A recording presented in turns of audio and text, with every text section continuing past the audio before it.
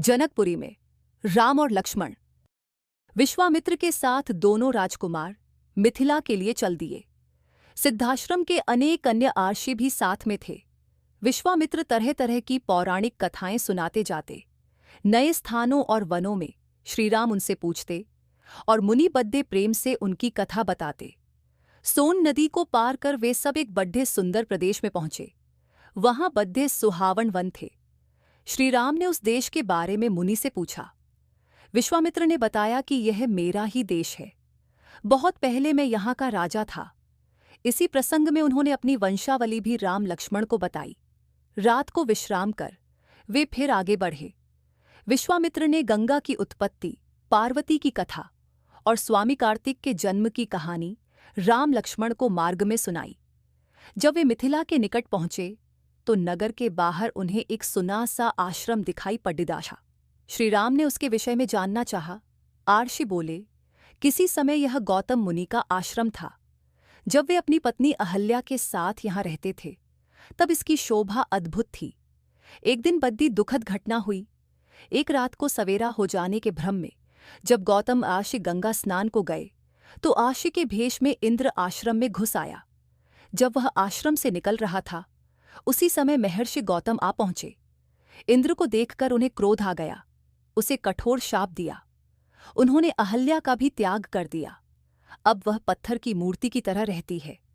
मन में राम राम कहती हुई दिन काट रही है। ये कथा सुनकर श्रीराम को अहल्या पर दया आई। श्रीराम ने बढ़कर आर्षि पत्नी के पैर छुए। श्रीराम का स्पर्श पाते ही अहल्या शाप मुक्त हो गई। वह पहले की तरह सुंदर भी हो गई। गौतम ऋषि ने भी अहल्या को सहर्ष स्वीकार कर लिया।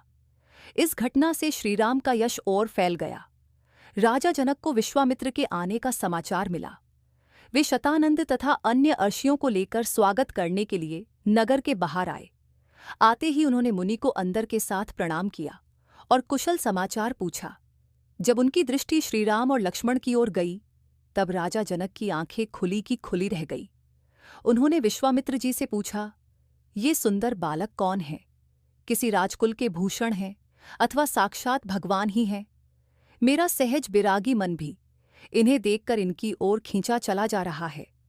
विश्वामित्र ने कहा, महाराज आपका कहना ठीक ही है। ये कौशल नरेश महाराज दशरथ के पुत्र हैं। आपके सुनाभ नाम के विचित्र धनुष को दिखाने के लिए मैं इन्हें अपने साथ ले आया हूं। पुत्री सीता के विवाह के संबंध में जो आपने प्रण किया है उसे मैं सुन चुका हूं। राजा जनक ने मुनि की स्तुति की और यज्ञशाला के निकट ही एक रमणीक उद्यान में मुनि और श्रीराम लक्ष्मण जी के ठहरने का प्रबंध कर दिया। अगले दिन गुरु विश्वामित्र के साथ श्रीराम लक्ष्मण यज्ञशाला में गए। राजा ने उन्हें एक ऊंचे आसन पर बैठाया। विश्वामित्र अर्षि ने जब फिर धनुष की बात छेड़ी तब जनक ने सेवकों को बुलाकर धनुष ले आने की आज्ञा दी। ये धनुष लोहे के 8 पहियों वाले एक बड़े संदूक पे रखा था। उसे खींचकर जब सेवक ले आए तब राजा जनक बोले, मुनिवर, ये शंकर जी का धनुष है। देवताओं ने हमारे एक पूर्वज देवरात को इसे दिया था। इस भारी धनुष को कोई नहीं उठा सका। प्रत्यंचा चढ़ाना तो दूर की बात है। मेरे प्रण को सुनकर अनेक राजा और देव दानव आए और लज्जित होकर चले गए।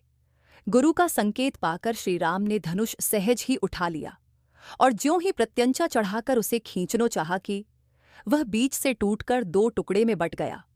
वज्रपात जैसा भयंकर शब्द हुआ और पृथ्वी कांपने लगी।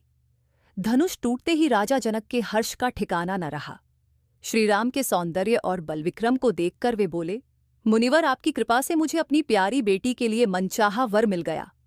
अगर आपकी अनुमति मिल जाए तो मैं महाराज दशरथ के पास संदेश भेजकर बारात ले आने का निमंत्रण भेज दूं। विश्वामित्र बोले, अब क्या पूछना, शुभ कार्य में देर क्यों की जाए। राजा जनक ने अपने चतुर मंत्रियों को शीघ्रगामी रथ द्वारा अयोध्या जाने की आज्ञा दी और इसी के साथ जनकपुरी में श्रीराम और लक्ष्मण नामक यह कथा समाप्त होती है।